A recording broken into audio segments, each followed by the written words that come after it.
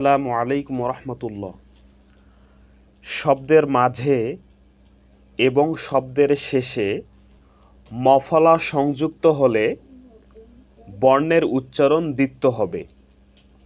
তবে ম যেহেতু অনুনাসিক ধ্বনি, সেক্ষেত্রে দ্বিত্ব উচ্চারিত শেষ ধ্বনিটির উচ্চারণ সামান্য নাসিক্য হবে।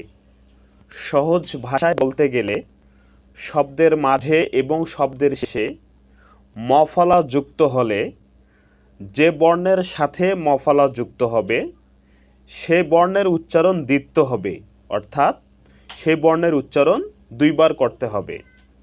তবে ম যেহেতু অনুনাসিক ধ্বনি, সেক্ষেত্রে দ্বিত্ব উচ্চারিত শেষ ধ্বনিটির উচ্চারণ সামান্য নাসিক্য হবে। চলুন আমরা উদাহরণের মাধ্যমে সুন্দর করে। ছদ্ম, এখানে শেষ বর্ণে মফলা যুক্ত হয়েছে, দ এর সাথে মফলা যুক্ত হয়েছে। দ এর সাথে মফলা যুক্ত হওয়ার কারণে দ এর উচ্চারণ দ্বিত্ব হয়েছে এবং শেষের উচ্চারণটি সামান্য নাসিক্য হয়েছে। পদ্ম, এখানে দ এর সাথে মফলা যুক্ত হয়েছে, দ এর সাথে মফলা যুক্ত হওয়ার কারণে সামান্য নাসিক্য হয়েছে।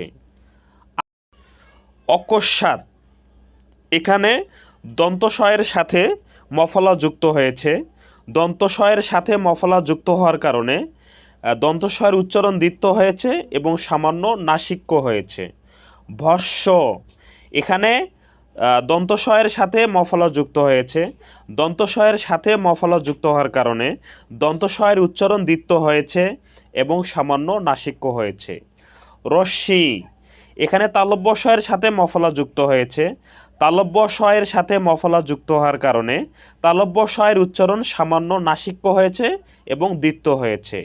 মহত্তা, এখানে তয়ের সাথে মফলা যুক্ত হয়েছে, তয়ের সাথে মফলা যুক্ত হওয়ার কারণে তয়ের উচ্চারণ দ্বিত্ব হয়েছে এবং সামান্য নাসিক্য হয়েছে। আকস্মিক, এখানে দন্তস্বয়ের সাথে মফলা যুক্ত হয়েছে, দন্তস্বয়ের সাথে মফলা যুক্ত হওয়ার কারণে দন্তস্বয়ের উচ্চারণ সামান্য নাসিক্য হয়েছে এবং দ্বিত্ব হয়েছে। বিস্ময়, এখানেও দন্তস্বয়ের সাথে মফলা যুক্ত হয়েছে, দন্তস্বয়ের সাথে মফলা যুক্ত হওয়ার কারণে দন্তস্বয়ের উচ্চারণ দ্বিত্ব হয়েছে এবং সামান্য নাসিক্য হয়েছে। বিস্মরণ, এখানেও দন্তস্বয়ের সাথে মফলা যুক্ত হয়েছে, দন্তস্বয়ের সাথে মফলা যুক্ত হওয়ার কারণে দন্তস্বয়ের উচ্চারণ দ্বিত্ব হয়েছে এবং সামান্য নাসিক্য হয়েছে। আমরা এখন যে বিষয়টি জানলাম সেটি হলো, মফলা যদি শব্দের মাঝে এবং শব্দের শেষে আসে, যে বর্ণের সাথে মফলা যুক্ত হবে ওই বর্ণের উচ্চারণ দুইবার করতে হবে। তো ভিউয়ার্স, দেখা হবে আগামী ক্লাসে। আজ এ পর্যন্ত। আসসালামু আলাইকুম রহমতুল্লাহ।